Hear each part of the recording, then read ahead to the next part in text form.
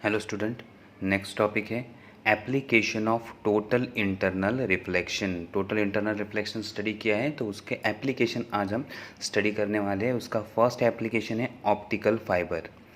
First application है optical fibre. तो optical fibre क्या होता है वो हम स्टडी करेंगे। Optical fibre communication is the most effective way of telecommunication bye way of EM waves.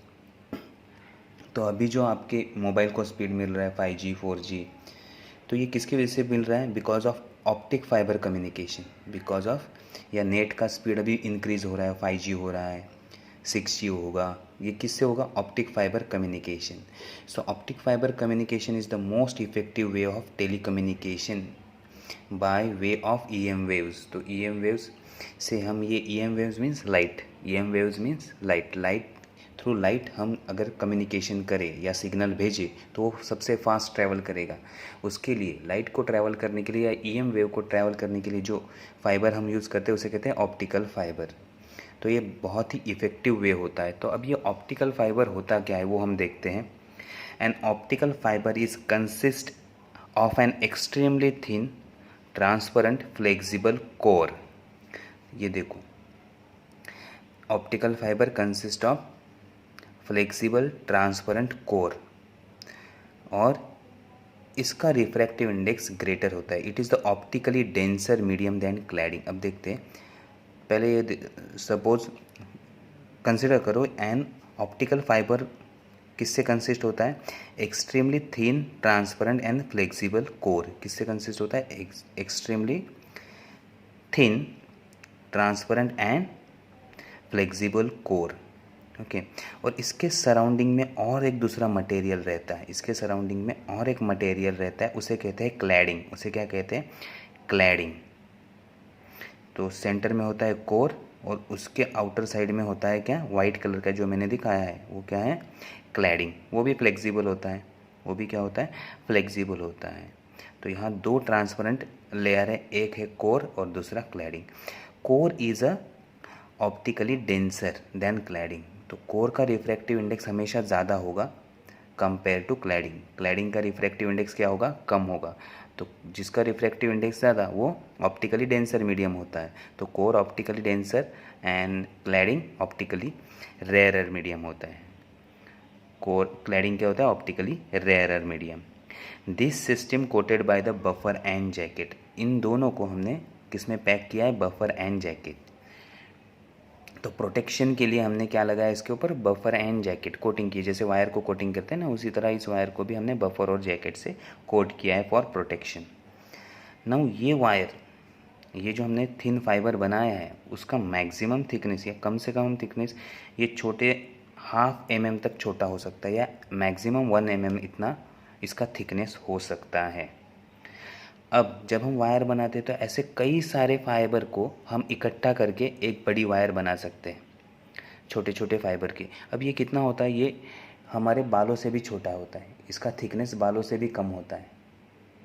Okay तो इतने स्मॉल हम फाइबर इससे बना सकते हैं। ओके तो ये होता है स्मॉल फाइबर। ऐसे सारे फाइबर कनेक्ट करके भी हम थिक वायर बना सकते हैं।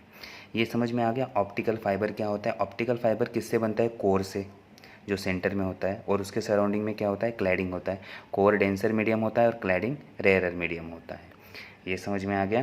तो इससे ऑप्टिकल फाइबर मिलता है और ये मटेरियल कैसा होता है? Transparent material. कैसा होता है? ट्रांसपेरेंट एंड फ्लेक्सिबल, वायर जैसा फ्लेक्सिबल होता है ये। तो ये समझ में आ गया। अब ये वर्क कैसे करता है? ऑप्टिकल फाइबर वर्क कैसे करता है वो हम स्टडी करते हैं। देखो ये मैंने ऑप्टिकल फाइबर ड्रॉ किया है। इसमें जो सेंटर वाला पार्ट है वो क्या है? हमारा कोर, और ये आउटर क्लैडिंग है। कोर डेंसर है, क्लैडिंग रेयरर है। अब हमारा टोटल इंटरनल रिफ्लेक्शन के कंडीशन याद करो। क्या है? दो कंडीशन है, एक तो लाइट डेंसर मीडियम से रेयरर मीडियम में जाना चाहिए, और सेकेंड अगर टोटल इंटरनल रिफ्लेक्शन चाहिए तो angle always greater than a critical angle. तो क्या होगा? टोटल इंटरनल रिफ्लेक्शन होगा। अब देखो लाइट हमने कोर में भेज दिया है, लाइट हमने कोर में भेज दिया है। A ray of light incident on a core. अब कोर से ये ट्रैवल करेगा, लाइट देखो डेंसर मीडियम है कोर, तो हम इस लाइट को इंसिडेंट करेंगे कहाँ, एंगल आई ग्रेटर देन क्रिटिकल एंगल। तो क्रिटिकल एंगल से ज़्यादा एंगल पे अगर लाइट इंसिडेंट होता है तो लाइट रेयरर मीडियम में जाएगी नहीं, क्योंकि क्लैडिंग क्या है हमारा, रेयरर मीडियम। तो लाइट हमारी रेयरर मीडियम में नहीं जाएगी और क्या हो जाएगा, यहाँ वापस कोर में ही वो रिफ्लेक्ट होगी, वापस कोर में ही वो रिफ्लेक्ट होगी। So this is known as a total internal reflection. So अगर ये जो रे इंसिडेंट रे आ रही है वो क्रिटिकल एंगल से ग्रेटर एंगल पे इंसिडेंट करती है कोर पे, तो वो टोटल इंटरनल रिफ्लेक्शन होगा। तो ऐसे हर बार टोटल इंटरनल रिफ्लेक्शन होगा और सिग्नल ऑप्टिक फाइबर में आगे आगे ट्रैवल करता जाएगा, ऑप्टिक फाइबर में आगे आगे ट्रैवल करता जाएगा। So an optical signal entering in the core suffer multiple internal reflection, क्या होता है, suffers multiple internal reflection and emerge after several kilometre.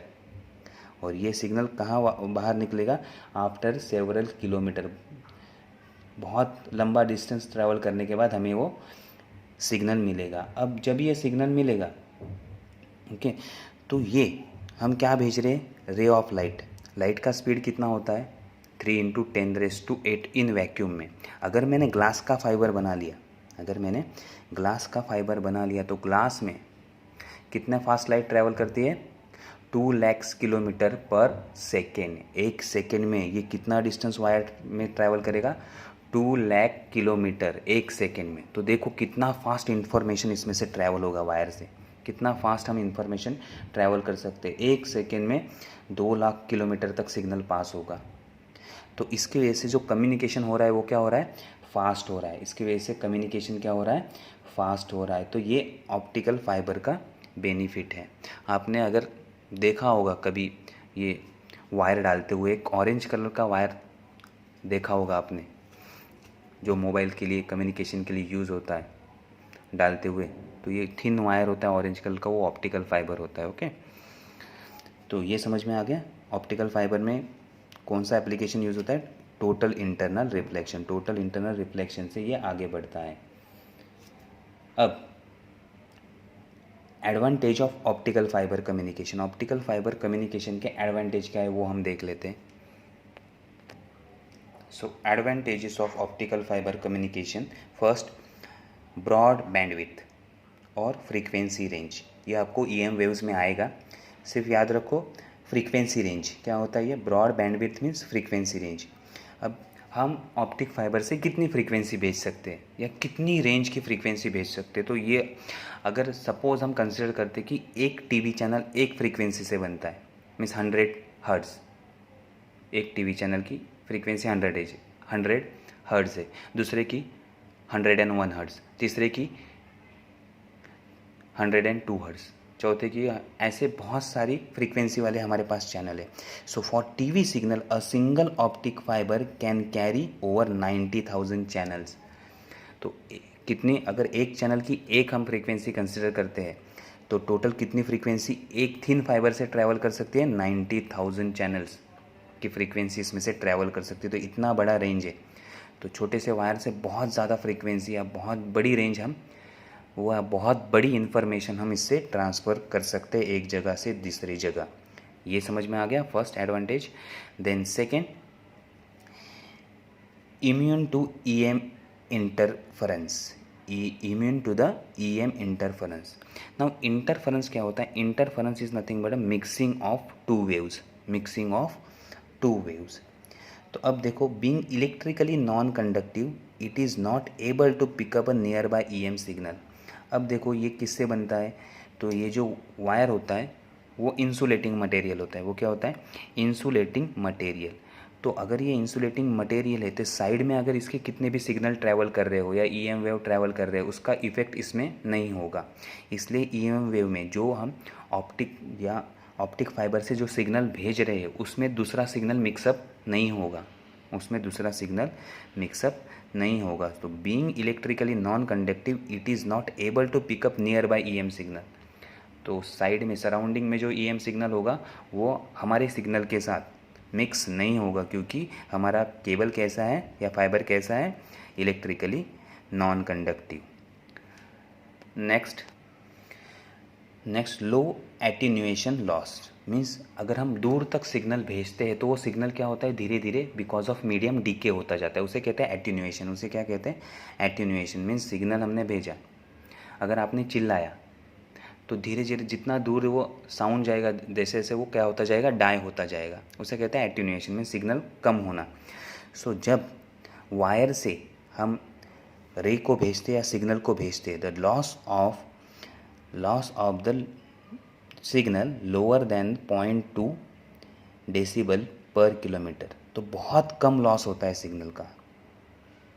So loss is lower than 0.2 decibel per kilometre so that the signal long cable can be use to several kilometre, single long cable can be use to several kilometre. तो इतना छोटा loss है, इसलिए एक ही cable से हम बहुत दूर तक सिग्नल भेज सकते हैं, क्योंकि सिग्नल लॉस नहीं होगा। सिग्नल क्या होगा, कितने भी दूर जाए, बहुत दूर जाने के बाद भी सिग्नल में ज़्यादा लॉस नहीं होगा, सिग्नल हमें एज इट इज़ मिलेगा। सो इसका लॉस क्या होता है, बहुत ही कम होता है। ऑप्टिक फाइबर में सिग्नल का लॉस बहुत कम होता है, इसलिए हम सिग्नल को ऑप्टिक केबल से या फाइबर ऑप्टिक से बहुत दूर तक भेज सकते हैं। Then electrical insulator, no issue with the ground loop of metal wire और लाइटनिंग। ओके, लाइटनिंग का इस पर असर नहीं होगा क्योंकि ये इंसुलेटर है। देन मेटल वायर जब ग्राउंडेड करते हैं, अगर ये 2 या 3 वायर ग्राउंडेड करते हो आप, तो उसकी वजह अर्थ में से करंट दूसरे या अलग वायर में जा सकता है। तो ऐसा कोई इशू इसमें नहीं होगा, क्योंकि ऑप्टिक फाइबर हमारा क्या है, ऑप्टिकल फाइबर हमारा इलेक्ट्रिकली न्यूट्रल है। So no issue with ground loops और मेटल वायर और lightning. Then theft prevention, it is does not use copper और अदर एक्सपेंसिव मटेरियल, इसमें कॉपर या एक्सपेंसिव मटेरियल का यूज़ नहीं है, तो इसका चुराने का कोई काम ही नहीं, कोई चुरा ही नहीं सकता इसको, क्योंकि एक्सपेंसिव मटेरियल नहीं है।